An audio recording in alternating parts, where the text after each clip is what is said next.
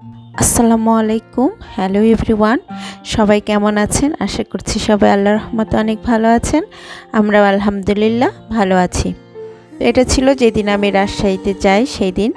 তো এই তো সকাল সকাল বের হয়ে গেছিলাম, যেহেতু আমার ফ্লাইটটা ছিল 7:15টায়, সকাল 7:15টায়। তো এসে এক মহা বিপদে পড়ছি।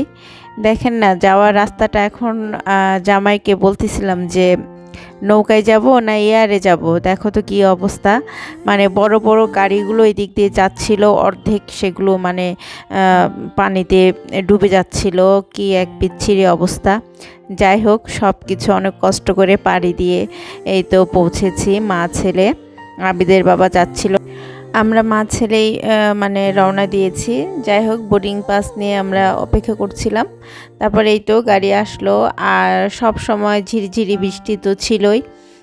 আবহাওয়াটা মানে মোটেই ভালো লাগছিল না, কারণ ক্লিন আবহাওয়ায় প্লেনটা চললে একটু স্বস্তি লাগে, কিন্তু দেখা যাচ্ছে যে অনেক বাতাসও ছিল, আবার ঝিরিঝিরি বৃষ্টি, সব কিছু মিলে একটা হযবরল অবস্থা ছিল, ভালো লাগছিল না মোটেই। তারপরে এই যে একটু যে সুন্দর করে দৃশ্য ধারণ করব সেটাও পারছিলাম না। তো যেটাই হোক, আল্লাহর কাছে দোয়া করছিলাম যে আল্লাহ যেন সুন্দরভাবে রাজশাহীতে পৌঁছে যায়। যেহেতু মা ছেলে যাচ্ছিলাম, তো একটু তো ভয় লাগছিলই। তো যাই হোক, শেষ পর্যন্ত প্লেনে উঠলাম। অনেক বেশি বাতাস হচ্ছিল, এটা একটা সমস্যা লাগছিল আমার কাছে। তো যাই হোক, উঠে গেলাম, উঠে সিট খুঁজে মা ছেলে বসে পড়লাম। আর কিছুক্ষণের মধ্যেই টেক অফ শুরু হয়ে গেল। তো এই তো দেখতে পাচ্ছেন বাইরে থেকে কি পরিমাণে বৃষ্টি পড়েছে। আমি মূলত ট্রেনে জার্নি করে অনেক বেশি কমফোর্টেবল, অনেক আরাম লাগে আমার ট্রেনে। কিন্তু আসলে ঈদের সময়টা হয় কি, ট্রেনের টিকিট পাওয়া খুব টাফ হয়ে যায়।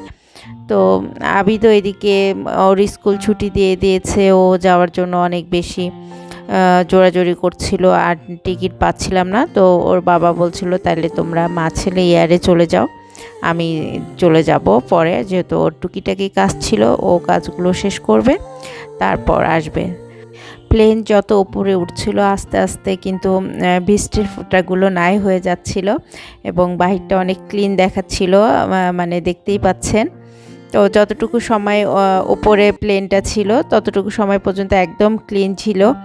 তো একটু পরেই তো আমরা আধা ঘন্টা পরেই দেখা যাচ্ছে রাজশাহীতে নেমে পড়েছি, ল্যান্ড করছিল। তো ল্যান্ড করার সময় আবার দেখি যে বৃষ্টি, মানে ঢাকার আবহাওয়া আর রাজশাহীর আবহাওয়া সেম যাচ্ছিল, এখানেও সেই এসে দেখি ঝিরিঝিরি বৃষ্টি হচ্ছে। তো নেমে গেলাম আমরা। নেমে যাওয়ার সাথে সাথে এই তো ওরা ছাতা দিয়ে দিয়েছে। তো আমার ছেলেকে ছাতা নিয়ে একটু ফটোশ্যুট করালাম। সে দাঁড়াতে চায় না, একটু বললাম যে দাঁড়াও, তার আগে যাওয়ার তাড়াহুড়া, বাতাসে তাকে উড়াই নিচ্ছে আসলে, সে ছাতাটাও ক্যারি করতে কষ্ট হচ্ছিল। তারপরেই তো আমাদের লাগেজের জন্য ওয়েট করছিলাম, লাগেজ পেয়ে গেলাম, নিয়ে হয়তো আমার ছেলে রওনা হাঁটা দিয়েছে। সামনেই দেখি যে আব্বা চলে এসেছে, আব্বা আমাদের জন্য ওয়েট করছে।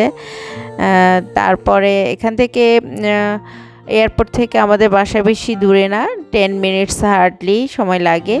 তো যাই হোক, দেখতে দেখতেই চলে যাব। আব্বা সিএনজি না, অটো রেডি করে রেখেছিল, আমরা অটোতে চড়ে এই তো রওনা দিয়ে দিয়েছি। অত সুন্দর রাস্তা। যাই হোক, এই তো বাসাতে পৌঁছে গিয়েছি, আর বাসায় পৌঁছে গিয়ে দেখি আমার মা আমার পছন্দের কালাই রুটি তৈরি করছিল, মচমচে করে কালাই রুটি তৈরি করছিল। তা আমি তো দেখে আরও বেশি খুশি হয়ে গেছি।